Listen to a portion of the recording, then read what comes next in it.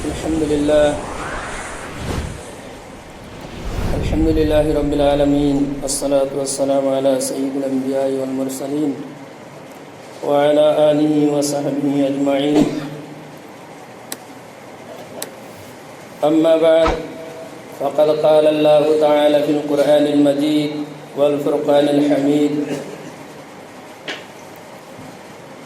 أعوذ بالله من الشيطان الرجيم، بسم الله الرحمن الرحيم.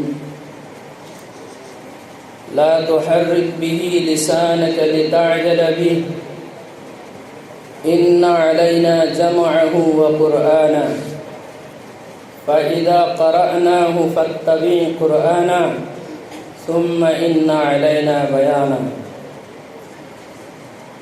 وقال النبي صلى الله تعالى عليه وسلم: يجيء صاحب القرآن يوم القيامة فيقول: يا ربي حله، فيلبس تاج الكرامة، ثم يقول: يا ربي زده، فيلبس حلة الكرامة، ثم يقول: يا رب ارض عنه، فيرضى عنه، فيقال له: اقرأ وارقى، ويزاد بكل آية حسنة، أو كما قال النبي صلی اللہ تعالی علیہ وسلم. محترم علماء کرام، اساتذہ کرام، مہمانان اعظام اور میرے عزیز بھائیو طلبہ،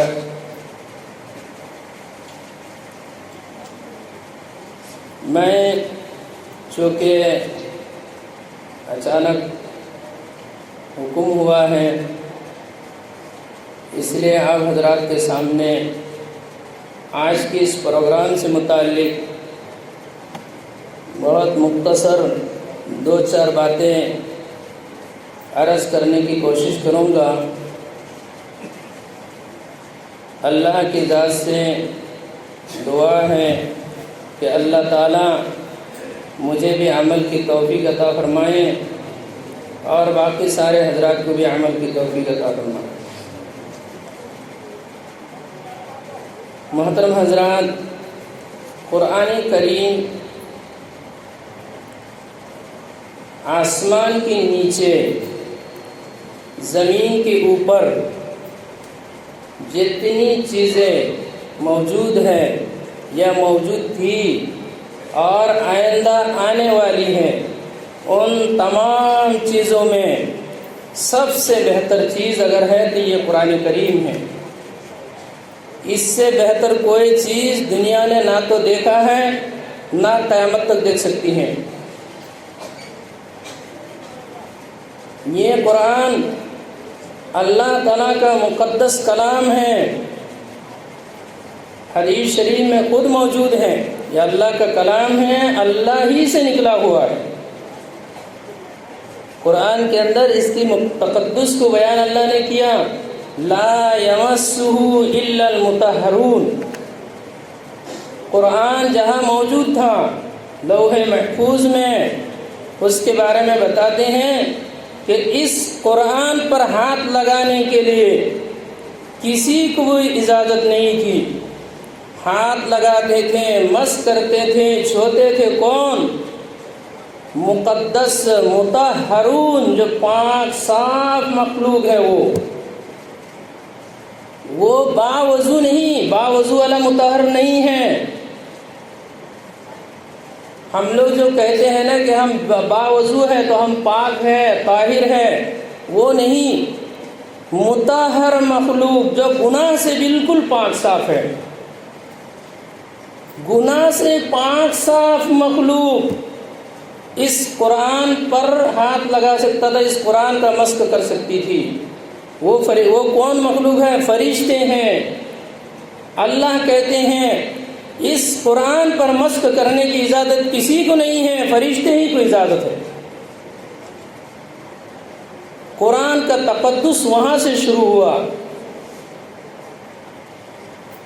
قرآن ایسی معمولی کتاب نہیں ہے، قرآن کی ایک آیات پوری دنیا مل کر ایک آیات کی وزن کو برداشت نہیں کر سکتی ہے۔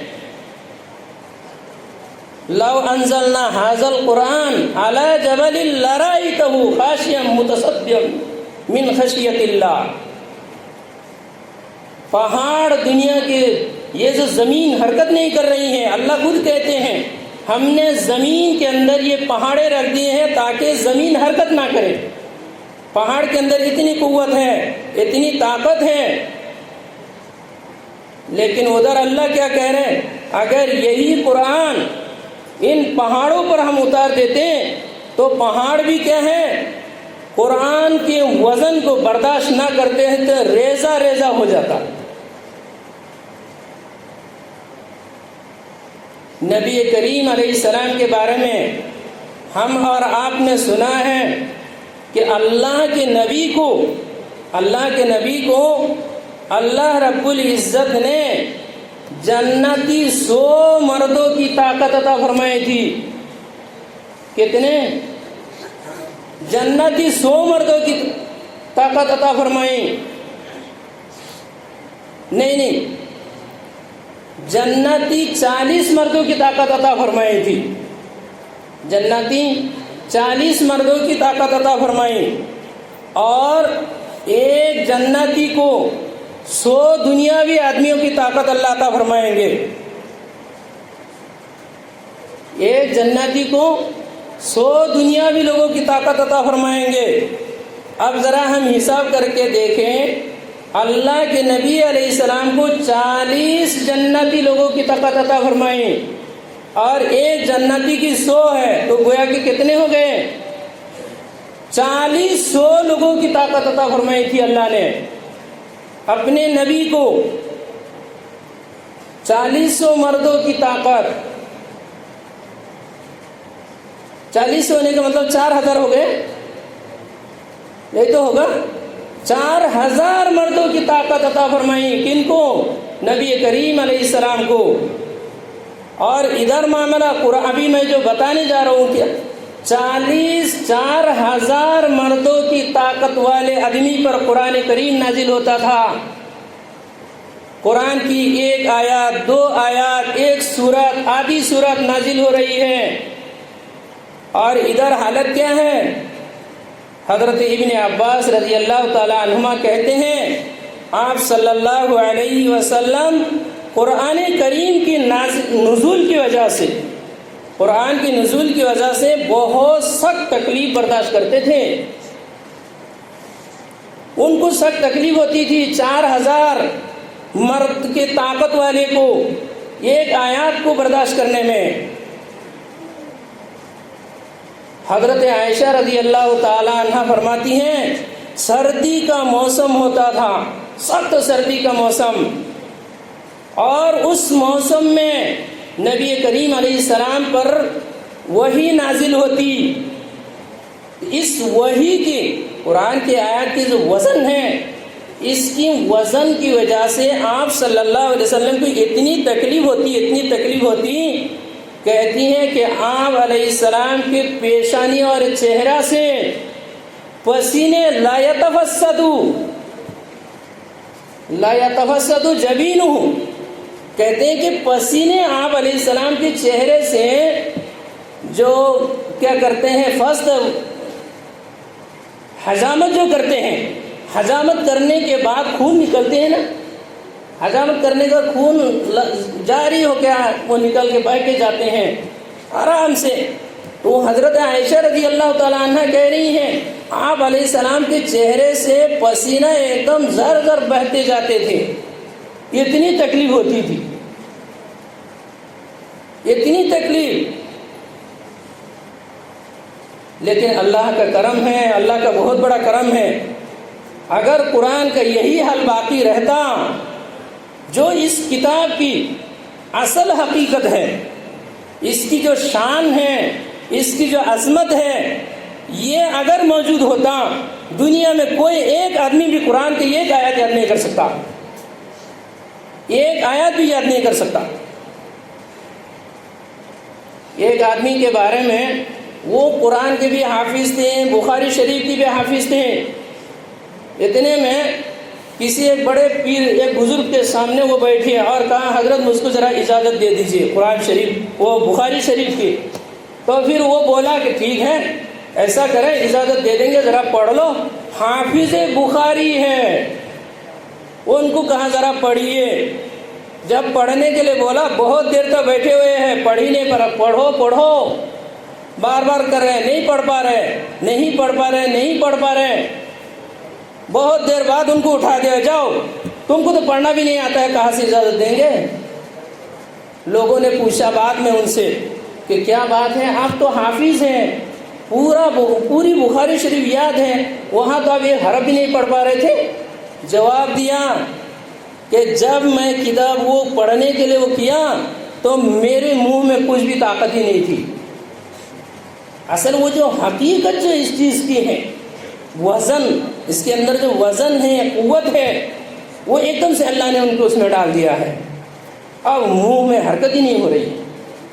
قرآن کے بارے میں اللہ جو کہہ رہے لو انزلنا ھذا القرآن، اگر پہاڑ میں اتار دیتے پہاڑ بھی ٹوٹ جائے، پہاڑ بھی ٹوٹ جاتی۔ لیکن اللہ کا بڑا احسان ہوا، بڑا احسان ہوا، اللہ نے اس قرآن کی حفاظت کی ذمہ داری خود ہی لے لی۔ میں نے جو آیات تلاوت کی تھی اس میں اللہ کے نبی علیہ السلام کو اللہ نے تسلی دی ہے، لا تحرک به لسانک لتعجل به۔ اللہ کے رسول علیہ السلام جبریل کے ساتھ ساتھ پڑھتے تھے، اللہ نے کہا آپ مت پڑھیے، ان علینا جمعہ وقرآنا، ان علینا جمعہ وقرآنا، ہمارے ذمے میں ہے آپ کے سینے میں اس کو محفوظ کر دینا۔ کون لے رہے ہیں؟ اللہ ذمہ داری لے رہے ہیں۔ ان علینا جمعہ وقرآنا، آگے فرمایا فَإِذَا قَرَأْنَا فَاتَّبِعْ قُرْآنَا، جب جبرائیل علیہ السلام پڑھیں تو بس آپ خاموش رہیے، فَاتَّبِعْ قُرْآنَا، ان کی پڑھنے کی اتباع کیجیے، بس خاموشی سے آپ سنتے رہیے۔ اس کے بعد کیا ہوگا؟ ثُمَّ إِنَّ عَلَيْنَا بَيَانَا، اس کے بعد آپ کے ذریعے سے بیان کرنا یہ بھی ہمارے ذمے میں ہے۔ اللہ تعالیٰ نے اس آیات کے اندر قرآن کی ساری چیزوں کی ذمہ داری خود لے لی ہے، ساری چیزوں کی ذمہ داری اللہ نے لے لی ہے۔ اللہ نے یہ کہہ دیا الفاظ کی حفاظت کرنا ہماری ذمہ داری ہے، نقطوں کی حفاظت کرنا ہماری ذمہ داری ہے، پڑھنے کے انداز کی ذمہ داری ہماری ہے، کس طرح پڑھنا ہے ہم پڑھائیں گے، تجوید کی ذمہ داری ہماری ہے، قرات کی ذمہ داری ہماری ہے، اس کے معنی مطالب بیان کرنا ہمارے ذمہ ہے۔ اللہ تعالیٰ نے ساری چیزوں کی ذمہ داری لے لی ہے، جس کی وجہ سے آج تک قرآن کریم کے اندر ایک نقطہ کیا، جس رسم کے ساتھ وہاں لکھا گیا تھا آج تک وہی رسم باقی ہے، اور قیامت تک وہی رسم باقی رہے گا، رسم بھی باقی رہے گا۔ اگر وہاں قرآن کریم پہلے دن غلط رسم الخط میں لکھ دیا گیا ہے تو آج تک وہی غلط رسم الخط میں ہے۔ قاعدے کے اعتبار سے الف لام والا جو کلمہ ہے اس کلمہ میں تنوین آتا ہے کہیں؟ نحوی قاعدے کے اعتبار سے پوری دنیا کے لوگ یہی کہیں گے جس کلمہ کے اوپر الف لام داخل ہو گیا ہے اس کلمہ میں تنوین نہیں آ سکتی ہے، لیکن قرآن کریم میں جا کر کے بہت ساری ایسی جگہ ہیں جہاں الف لام بھی ہے اور تنوین بھی ہے۔ کیوں؟ وہاں لکھ دیا گیا، جو رسم الخط وہاں ہو گیا وہی موجود ہے آج تک۔ قرآن کریم کے اندر جیسے الف، ہم لوگ کیا کرتے ہیں الف سے لکھتے ہیں، قرآن کے اندر کھڑی زبر ہے، ہم لوگ یا سے لکھتے ہیں، قرآن کے اندر کھڑی زیر ہے، ہم لوگ واو کے ذریعے سے لکھتے ہیں، قرآن کے اندر الٹا پیش ہے، لیکن آج نہیں، اس دن سے شروع ہو کر آج تک ہے اور قیامت تک رہے گا، اس جگہ میں الٹا پیش ہی لکھنا ہے، کھڑی زیر ہی لکھنا ہے، کھڑی زبر ہی لکھنا ہے. کوئی یہ کہے کہ قاعدے کے مطابق الف ہونا چاہیے، الف لکھو، یا ہونا چاہیے یا لکھو، غلط قرار دیا جائے گا. غلط ہے، یہ صحیح نہیں ہے. اس لیے کہ اللہ تعالیٰ ایک ایک چیز کی حفاظت کر رہے ہیں، ایک ایک چیز کی حفاظت. اِنَّا نَحْنُ نَزَّلْنَا الذِّكْرَ وَإِنَّا لَهُ لَحَافِظُونَ. دوسری آیت میں بھی اللہ نے یہی کہا ہے، ہر ایک چیز کی حفاظت کی ذمہ داری ہے.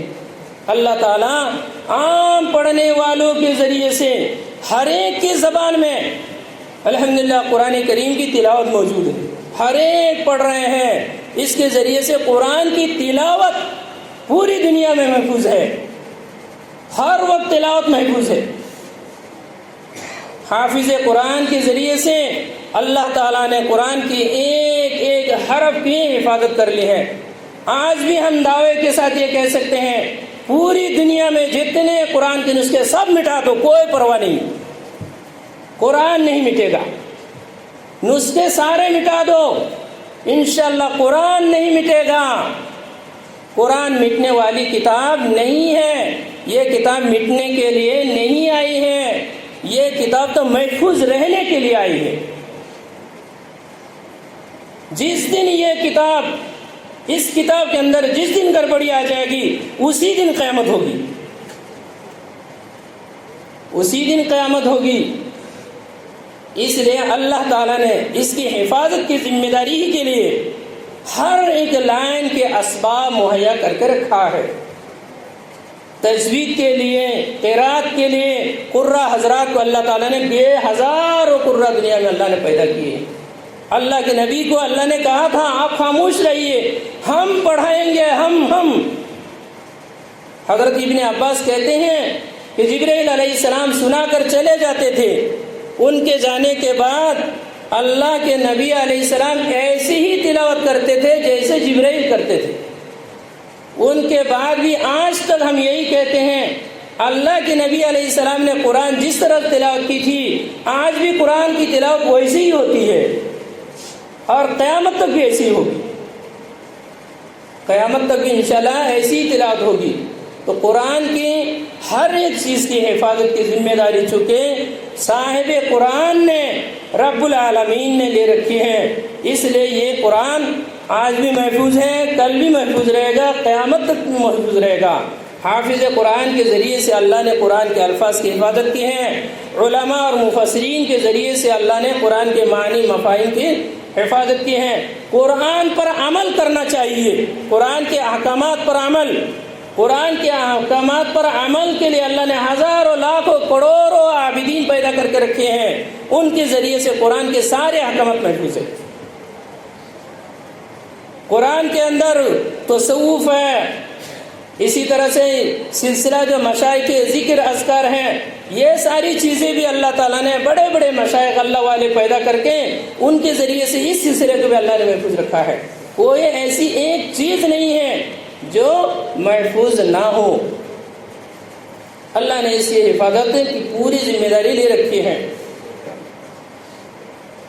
اللہ کا ہمارے اوپر بہت بڑا احسان ہے، کرم ہے کہ اللہ نے اتنا بڑا احسان کیا، اتنا بڑا احسان کیا کہ قرآن جس کی حفاظت کی ذمہ اللہ نے لی ہے، اس قرآن کو ہمارے ذریعے سے اللہ حفاظت کر رہے ہیں، ہمارے ذریعے سے اللہ کر رہے ہیں، ہم کو وسیلہ بنایا ہے. یہ ہمارے لیے ایک بہت بڑی فخر کی بات ہے. ہم فخر کے ساتھ کہتے ہیں کہ اللہ کی جو کتاب اللہ نے محفوظ کرنے کی ذمہ داری لی تھی، اس کتاب کی حفاظت کے لیے، اس کتاب کو محفوظ رکھنے کے لیے اللہ نے مجھے ذریعہ بنایا ہے. اللہ نے مجھے ذریعہ بنایا، یہ میرے لیے بہت بڑی سعادت کی بات ہے.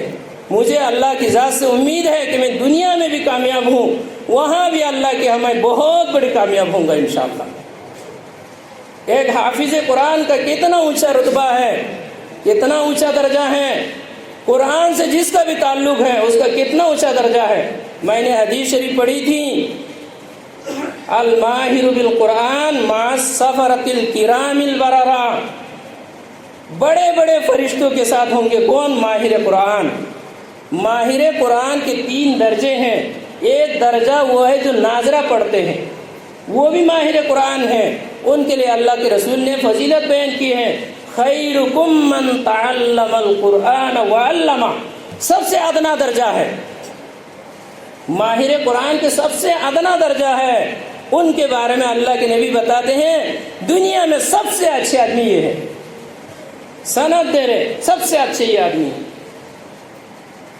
اور دوسرا درجہ جو ہے نا وہ حافظ قرآن ہے، حافظ قرآن، ان کے لیے ہم نے ان کے بارے میں ایک حدیث ہم نے تلاوت کی تھی، اس کے بارے میں اللہ کے رسول علیہ السلام فرماتے ہیں قیامت کے دن دربار الہی میں حافظ قرآن آئے گا، حافظ قرآن حاضر ہوگا، ان کی حضوری کے بعد قرآن آئے گا اللہ کے سامنے، آ کر کہے گا اے اللہ اس کو کیا کرو، جوڑا پہناؤ، اس کو جوڑا پہناؤ۔ اس وقت اللہ تعالیٰ کیا کہیں گے، ان کو یہ تاج، عزت کی تاج پہنایا جائے، عزت کا تاج۔ دوسرے حدیث میں ہم نے پڑھی ہے کہ ماں باپ کو ایک تاج پہنائیں گے، اس کی روشنی اتنے زبردست ہوں گی کہ سورج سے بھی زیادہ روشنی ہوگی، اور اس کو پہنا جائے گا وہ تاج حافظ قرآن کو۔ اس کے بعد قرآن کہے گا اے اللہ اتنا سے نہیں ہوگا، میں اس سے راضی، اتنے سے میں راضی نہیں ہوں، اور پہناؤ اور پہناؤ۔ اس کے بعد کہیں گے ان کو ایک جوڑا پہنایا جائے گا، کون پہنائے گا؟ اللہ پہنا رہے ہیں، جنت سے پہنائے جائیں گے۔ اس کے بعد قرآن کہے گا اس سے بھی نہیں ہوگا، اے اللہ اس سے راضی ہو جاؤ۔ قرآن کہے گا اے اللہ اس سے راضی ہو جا، ارضا عنہ، اللہ تعالیٰ اس سے راضی ہو جائے گا۔ فیرضا عنہ، اللہ کے نبی فرما رہے ہیں اللہ تعالیٰ اس سے راضی ہو جائے گا۔ اس کے بعد کہے گا اے صاحب قرآن اقرا ورقا، اے پڑھتا جا پڑھتا جا، اور ایک ایک سیڑھی بڑھتا جا، اوپر چڑھتا جا، اللہ کہے گا ایک ایک سیڑھی بڑھتا جائے گا، ہر ایک آیات میں ان کو ایک حسنہ اور ایک نیکی دیتے جائیں گے۔ دوسرے حدیث میں کیا فرماتے ہیں، اللہ کہے گا وَرَتِّلْ كَمَا كُنْتَ تُرَتِّلُ فِي الدُّنْيَا، تم جس طرح دنیا میں صاف صاف پڑھتے تھے آج بھی ایسے ہی پڑھو، تمہارا آگے فَإِنَّ مَنزِلَتَكَ عِنْدَ آخِرِ آیَاتٍ تَقْرَؤُ بِهَا۔ حضرات حافظ کرام سنو کیا کہہ رہے ہیں، اللہ کہے گا ایک ایک آیات پڑھو، ایک ایک درجات بلند ہوں گے، اور کہاں جا کر روکیں گے، کہاں روکیں گے؟ آخری آیات میں روکیں گے۔ قرآن کریم کے اندر 6666 آیاتیں ہیں، یہ مشہور قول کے مطابق اتنی آیتیں ہیں۔ اب ایک حافظ قرآن پورا قرآن کی یاد کیا ہوا ہے، وہ 6666 آیاتیں تلاوت کر دے گا، اللہ تعالیٰ کے ان کے 6666 درجات ہو جائیں گے جنت میں۔ ہے کوئی اتنا اونچا مقام حاصل کر لے ہے حافظ قرآن کے علاوہ کوئی کہہ سکتا ہے؟ تصور کیا جا سکتا ہے کتنا اونچا مقام ہوگا، کتنا عزت کیا جائے گا۔ یہ ہمارا اکرام ہے، ہم سمجھے اللہ نے ہمیں کتنی بڑی نعمت سے نوازا ہے۔ یہ ایسی ایک نعمت ہے کہ ہر ایک کو اللہ عطا نہیں فرماتے ہیں، یہ نعمت اللہ ہر ایک کو عطا نہیں فرماتے ہیں۔ من یرد اللہ بہ خیرا یفقہہ فی الدین، اللہ نے خیر کا ارادہ فرمایا ہے، بہت بڑا خیر کا ارادہ فرمایا، اس لیے آپ کو حافظ قرآن بنایا ہے۔ اس کا احترام کرو، اس کی تعظیم کریں، ہم تعظیم کریں گے، شکریہ ادا کریں گے، اللہ تعالیٰ اور مزید نعمت میں اضافہ فرما دیں گے۔ لئن شکرتم لازیدنکم ولئن کفرتم ان عذابی لشدید۔ بہت سارے حفاظ کرام، بہت سارے علماء ناشکری میں آ جاتے ہیں۔ نہیں، اللہ نے ہمیں اور آپ کو بہت اونچا مقام دیا، دنیا کچھ ملے نہ ملے ہمیں اس سے کوئی مطلب نہیں ہے، اللہ نے تو ہمیں اپنا علم دے رکھا ہوا ہے۔ رضینا بقسمت الرب لنا العلم ولغیرنا المال۔ حضرت علی رضی اللہ تعالیٰ عنہ فرماتے ہیں ہم اللہ نے ہمارے لیے جو تقسیم کر کے رکھا ہے یہ تقسیم بہت بہترین ہے. اللہ نے ہمیں علم دے رکھا ہے, اللہ نے ہمیں دین دے رکھا ہے, اللہ نے ہمیں قرآن دیا ہے, قرآن کا حافظ بنایا ہے, اس سے ہم بہت خوش ہیں. ہمارے غیر کے لیے اللہ نے مال دے رکھا ہے, اس سے بھی ہم بہت خوش ہیں, ہمیں ماننی چاہیے. اس لیے ہم اللہ کا شکر ادا کریں, جتنا بھی کریں گے شکریہ ادا نہیں ہو سکتا ہے. وَإِن تَعُدُّوا نِعْمَتَ اللَّهِ لَا تُحْصُوهَا, معمولی نعمتوں کے بارے میں ہے. حافظ قرآن بنا دیا ہے, اگر جتنے بھی شکریہ ادا کرو کم ہی رہے گا, کم ہی رہے گا. اس لیے اللہ تعالی ہمیں اپنی قدر سمجھنے کی کوشش توفیق عطا فرمائے. اپنی قدر سمجھے, اپنا وقار کو سمجھے, اپنا مقام سمجھے, مرتبہ سمجھے. ہم اور آپ ایسے تیسے نہیں ہیں. اللہ کے یہاں بہت اونچا مقام ہے, بہت اونچا مقام ہے. اس مقام کے لاز رکھیں. انشاءاللہ اللہ تعالی ہم سب کو اور ہمارے تمام اولادوں کو سب کو حافظ قرآن بنائے, قرآن کے حافظ بنائے, قرآن کے عالم بنائے, قرآن پر عمل کی توفیق عطا فرمائے, قرآن کو اپنی جان سے زیادہ محبت کرنے کی توفیق عطا فرمائے. وآخر دعوانا الحمدللہ رب العالمین. الحمدللہ. مفتی صاحب نے جان کان وہ کر کے تحریر میں کوئی پروگرام سے یاد کیا ساتھ وہ سندری فنجری مدردی امان سے یہ پرکاسو دے اللہ سودی سے حق کرنے مسیری وقت تبینا مقدس اندار منجری مدھن مسیری